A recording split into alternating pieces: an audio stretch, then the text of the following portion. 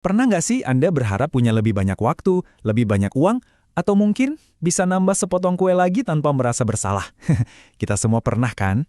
Nah, sadar atau enggak, keinginan sederhana kayak gitu tuh sebenarnya jadi pintu masuk ke inti dari seluruh ilmu ekonomi. Yuk kita selami bareng-bareng, kenapa sih kita nggak bisa punya segalanya? Ini dia pertanyaan utamanya ya kan? Pertanyaan yang kita semua hadapi setiap hari, mulai dari urusan pribadi sampai urusan negara. Jawabannya itu ada di sebuah pertarungan abadi antara keinginan kita yang kayaknya nggak ada batasnya, melawan sumber daya kita yang, ya, terbatas banget. Oke, pertama-tama kita mesti paham dulu, apa sih yang sebenarnya kita inginkan itu? Nah, dalam ilmu ekonomi, semuanya itu berawal dari yang namanya kebutuhan. Dan yang seru, ternyata nggak semua kebutuhan itu diciptakan setara loh. Gampangnya gini, kebutuhan itu adalah segala sesuatu yang kita perlukan buat bertahan hidup dan berkembang. Ini bukan sekedar pengen, tapi ini soal fondasi eksistensi kita. Dari sinilah semua aktivitas ekonomi itu bermula. Dan kebutuhan ini bisa kita pecah jadi 3 level. Coba bayangin kayak piramida. Level paling bawah yang jadi fondasi itu primer. Ini yang wajib, mutlak, gak bisa ditawar-tawar buat hidup. Naik satu tingkat, ada sekunder. Ini yang bikin hidup kita lebih nyaman dan enak. Nah, di puncaknya ada tersier. Ini semua soal kemewahan, hal-hal yang kita pengen buat kepuasan semata. Contoh yang primer itu ya jelas banget, makan, minum, punya tempat tinggal, dan pakaian. Ini adalah hal-hal paling dasar. Tanpa ini semua, yang lain jadi nggak penting. Ini sifatnya mutlak dan universal. Tapi, kita kan nggak cuma butuh buat fisik aja. Ada juga sisi non-fisiknya. Kebutuhan jasmani itu ibaratnya bensin buat tubuh kita, kayak makanan dan olahraga. Di sisi lain, kita juga punya kebutuhan rohani buat jiwa kita, misalnya ibadah, kumpul sama teman-teman, atau sekedar nonton film. Dua-duanya harus seimbang biar hidup nggak terasa hampa. Oke, daftar kebutuhan kita udah panjang nih. Pertanyaan selanjutnya, terus gimana cara kita memenuhinya?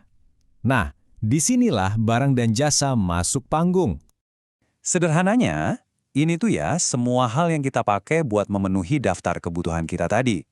Mulai dari yang bisa kita pegang, kayak roti atau HP, sampai yang nggak berwujud, kayak layanan internet atau potong rambut di salon. Dan di sini ada perbedaan yang penting banget. Ada yang namanya benda bebas, kayak udara yang kita hirup. Jumlahnya melimpah ruah, kita nggak perlu berkorban apa-apa buat dapat ini. Tapi, hampir semua hal lainnya itu adalah benda ekonomi. Artinya, kita harus ada pengorbanan buat mendapatkannya, entah itu uang, waktu, atau tenaga. Nah, disinilah masalah ekonomi mulai muncul. Hubungan antar barang ini juga unik loh. Ada yang sifatnya saling melengkapi atau komplementer, kayak mobil sama bensin. Nilainya jadi lebih tinggi kalau dipakai bareng. Terus ada juga yang bisa saling menggantikan atau substitusi. Misalnya, kalau nggak ada pulpen, ya pakai pensil juga bisa kan? Fungsinya sama. Nah, kita udah bahas soal kebutuhan kita yang nggak ada habisnya, dan barang jasa buat memenuhinya. Sekarang, mari kita pertemukan keduanya. Inilah dia, jantung dari semua masalah ekonomi. Fakta pertama yang harus kita terima, dan ini penting banget, keinginan kita itu tak terbatas. Serius, waktu kita punya sepeda, kita pengen motor. Udah dapat motor? Ngelirik mobil. Selalu aja ada level berikutnya yang kita kejar. Dan inilah fakta kedua yang brutal. Semua sumber daya untuk memenuhi keinginan tak terbatas tadi, jumlahnya terbatas. Nggak akan pernah cukup buat semua orang, setiap saat. Nah, benturan antara keinginan yang tak terbatas dan sumber daya yang terbatas inilah yang kita sebut dengan satu kata sakti, kelangkaan.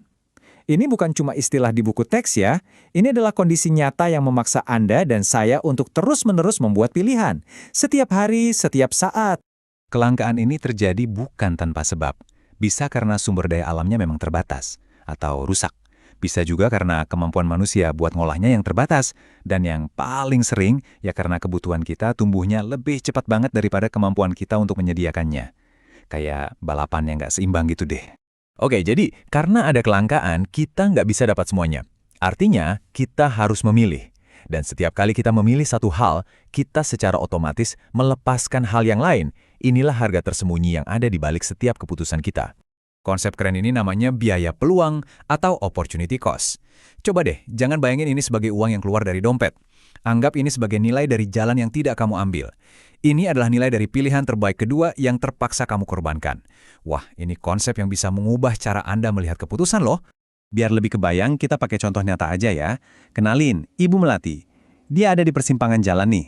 Lanjut kerja aman jadi direktur dengan gaji 35 juta sebulan, atau nekat berhenti buat buka usaha sendiri.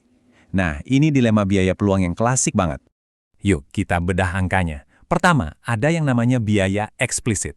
Ini gampang, ini adalah semua uang yang beneran keluar dari kantong, kayak buat gaji karyawan atau bayar stok barang. Tapi, seorang ekonom nggak berhenti di situ. Ada juga biaya implisit.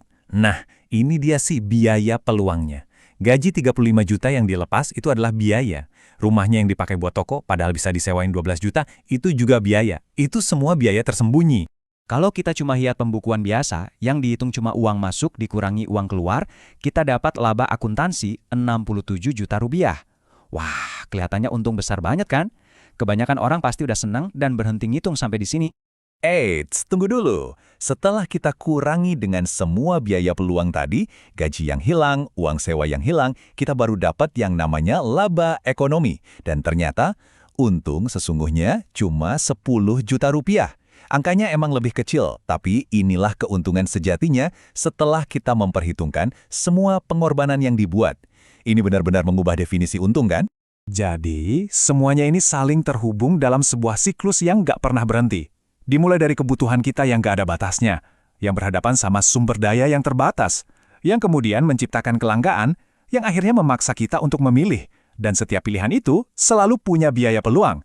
Siklus ini muter terus, setiap hari, dalam setiap keputusan kita. Jadi, saya mau tinggalkan Anda dengan pertanyaan ini. Saat Anda memilih untuk menyimak bahasan ini, apa biaya peluangnya?